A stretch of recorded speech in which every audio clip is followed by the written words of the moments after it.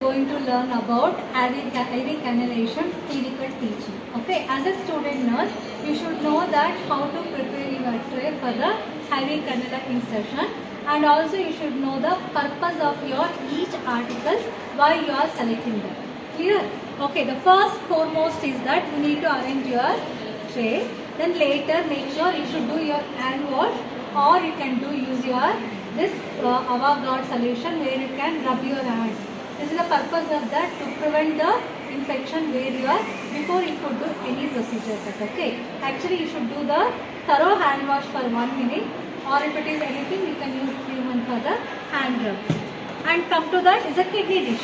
What is the purpose of kidney dish? The purpose of kidney dish that to receive whatever you are generating the waste. Maybe you are cleaning the patient. That swab has to go inside. Inside of this kidney dish should not go anywhere. Or you wanted to remove the hair water which is used for your saline solution. If you wanted to remove that air, that also water can be put into this. This is the purpose where you are using this kidney dish. Totally it is the receiving of all the dirt or the waste which is generating in the IV cannulation area, you are receiving. That is the purpose of your kidney dish. Now come to the gloves. It's a very important. The glove is protecting yourself also, and any procedure if you are doing, you should wear your glove. Understand? And now I have selected syringe. Syringe is nothing that so it is what you need to draw the saline or draw the sterile water. Once if your insertion of the IV cannula, you need to check the patency of the IV cannula to know that whether it is in the place or not. That is the purpose you are using the syringe. And one more purpose also is there, that suppose if you want to send any blood sample, doctor has ordered any blood sample, that also you can draw the blood and you can put it in the vacuum container and you can send also. That is the purpose also we are using that. But whatever, always you should get ready for the 2 5 ml syringes where is in the IV cannula tray. Understand? Then this is a gauze piece, and you should have even the pad also. The gauze piece or cotton ball, we are trying to clean the area that is why we are using the gauze, or sometimes we use an alcohol swab. That it is a prepared, already it is a prepared of the alcohol swab where you can clean the skin preparation of the patient can be done. Here. And I have selected your IV cannula. I just lay out to tell you about that. So these are the types of IV cannula, right? So this you must know that what are the purpose of this IV cannula, why all this color is different. So that this is a pink color. It means that it is a 20 gauge IV cannula where it is per minute only 54 ml minute only it is going. So preferably it can be used for the children, even can use for the adult. But make sure that the patient who is not very sick, for those patients you can use this. And come to this is a blue color IV cannula where it is a 22 gauge. This is 31 ml per minute. So this can also use for the children like more than 12 years, something like that we can use. Below that you can use for the 24 gauge cannula where we are using in the pediatric, that is. But this can use even for the adult if you are not getting the weight, but they should not be very serious. So if it is a normal fever, something like that, they can use it. And come to the green color cannula. This is a per minute, it is a 80 ml per minute it is using. It is a 18 gauge cannula. And also one more name for this is a large bore cannula. Why we call it as a large bore cannula? Because compared to this pink and blue color, the drops per minute it is going very high in this compared to them. Same like this is a orange color cannula. It is a 14 gauge cannula. This is a 270 ml per minute it is going. This is also called as a large bore cannula. And one more grey color. This is a 16 gauge cannula, 196 ml per minute it is going. So compared to these two, these are the fluids where you can rush into the body of the patient minimal, right? One is 80, one is 230, one is 196 ml. It means that when the patient comes with the hemorrhagic shock, or patient with diarrhea many times, or patient will come with a shock, those patients you should see that condition.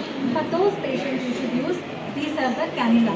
First you should go for this cannula. Second you can go for this cannula. This is very rarely used. This is only enough that because it is a per minute it is going, more drops per minute it is going. That is why those patients you should know the selection of your cannula. That is why you should know the cannula size, you should know the cannula gauge, you should know that each patient you are going to select your cannula. Selection of the cannula is the very important, that where you need to decide about your patient condition, and as a smart student you need to select. You must know this knowledge to select it. Clear? Then that come to the blood transfusion. So blood transfusion required whether small cannula or large cannula. Large cannula. Why small? Because blood is a very thick substance, right? So that you require either 18 gauge because it is a very thick, where it is going like per minute doctor will tell you to give only 10 drops per minute or something like that. If I give like this is a very small, lumen is a very small, you cannot give that. That is why you should use it for blood transfusion also.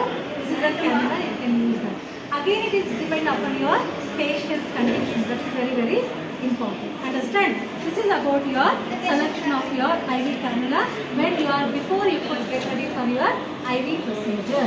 Clear? Clear? Understand? Now come to the IV tube, or we'll call it as a IV line or IV tubing. We have a two types of IV tubing. One is micro and one is macro. What do you mean by micro?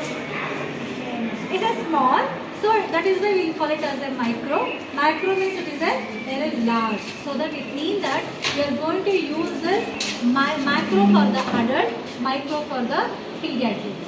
So you can ask that how many minutes per ml it is going for the micro and macro. So micro is going 60 drops per minute. Okay, this is going for the 50 drops per minute. That is the thing, that is why you should select according to this. Okay, so this is about your IV cannula. Okay, come to this is a tourniquet. This is a very, very, very important.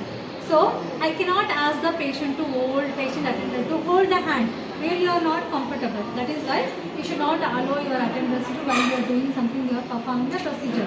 We will call it as a tourniquet, where you are trying to tie on the patient in the hand. So where you can visible, your vein can be filled with your blood, and where you can see the visibility of your veins can be seen easily. That is why we are using the tourniquet. This is called as a tourniquet. Understand? And this is a saline.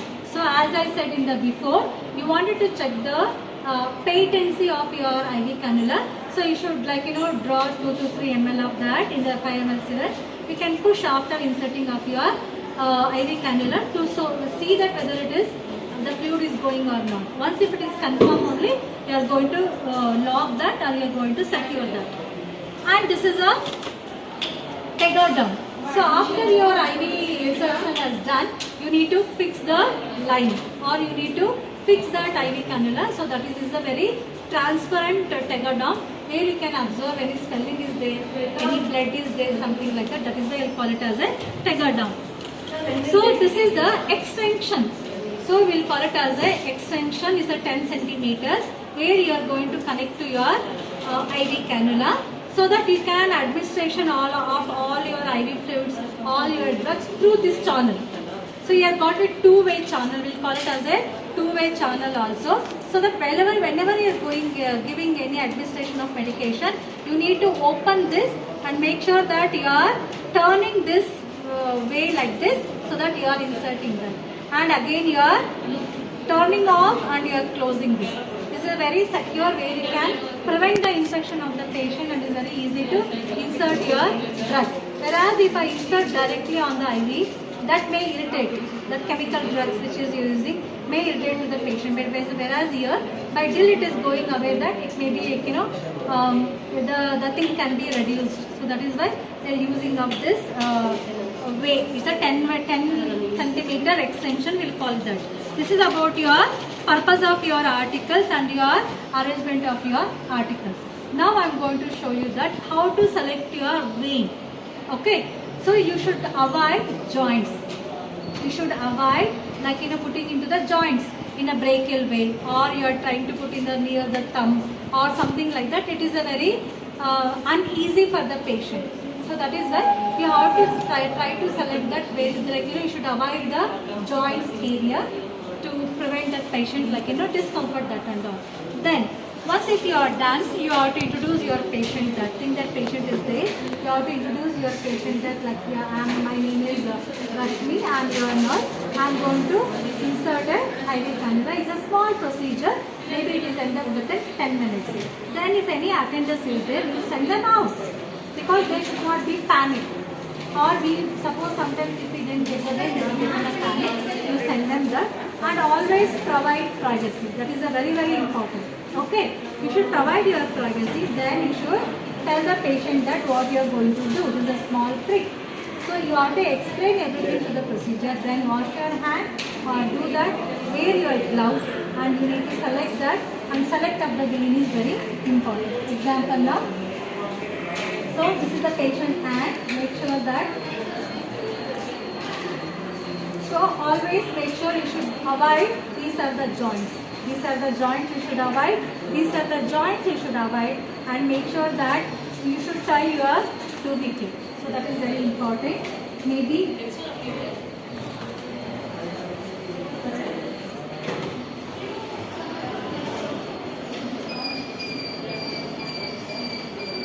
so that first place your Macintosh, and this is what tourniquet you are going to tie it like this. So make sure how much tight you require, like that you can tie that. Once if you are done tying, see that you are able to see the vessel. Ask the patient to make a fist like this or punch like this, so that they will be can be able to see the vein very much. Madam, can you do like this? So when they do like this, see, you can see the visible vein very nicely. See, you can see the visible vein very nicely. So that always try to select the peripherals. Okay, don't go for the up and all. Try to select your peripheral vein. Once if you are done, take your swab and clean that, and your IV cannula should be inserted. So that while you are opening your IV cannula, make sure that you are just opening like this and taking away from, should not touch your needle front. It's a sterile.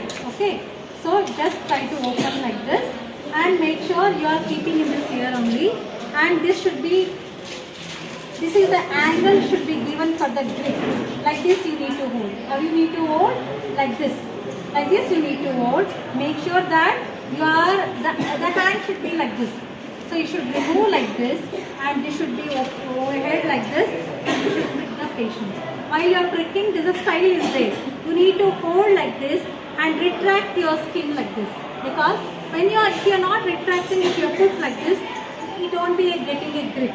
So hold like this. If you know there is a vein, hold like this, retract like this, and ask that, madam, I am going to give a small prick on you. Then you need to insert. How you are going to insert? So that if I want to insert, don't go very 90-degree angle, or don't go very superficial. So always you should be in a 45-degree angle. This is a 90-degree, this is a 45-degree angle. Just insert or prick your skin first. Because skin is a very hard. If you try to put, vein also will get damaged. That is why always you should go. Now vein is very straight, means you should go parallel to the vein, not to the straight vein, because vein is a slippery. So when you go, it will go. When you go like this, held like this and push like this. Once if you are done, make sure that you are just withdrawing this. So while withdraw that, you should loosen yourself like this. Make sure that you are withdrawing. When you withdraw, the blood is coming back, means it is in the vein. So that you need to occlude here. Because why do you want to occlude here? Because blood will be keep coming. That is why hold like this and remove like this and take a syringe and try to push the fluid. If it is going like this, well and good, it will be go like this. Only this area you can see. Take it, tugger down, secure the IV cannula. Once if you are done, secure the IV cannula. Make sure that you are writing the date of your IV cannula, time of your IV cannula when it is inserted, and your signature should be there and small.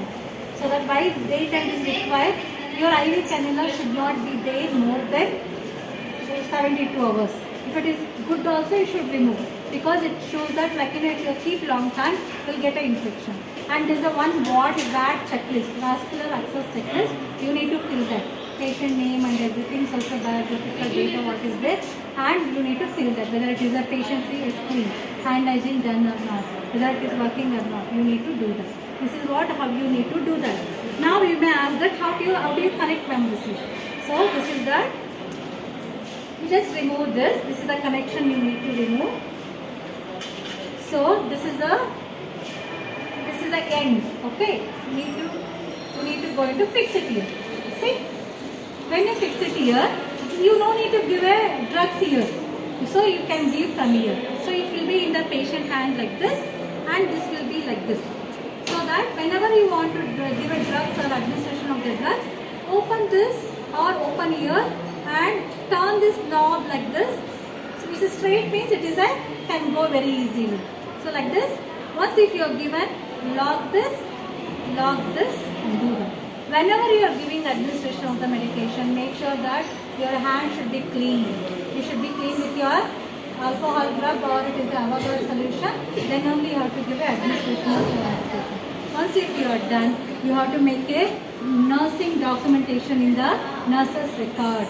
That may be patient so and so. So IV cannula, maybe 20 gauge insertion done. While inserting, there was no any complication found. IV cannula is intact, no such procedures, and done. So the timings will be entered. This is the documentation where you need to do that. Till that your record and IV cannula procedure is over. Once if you are done, you tell that, Madam, I have completed the procedure. Thank you for your cooperation. Then make her comfortable. Remove all the articles.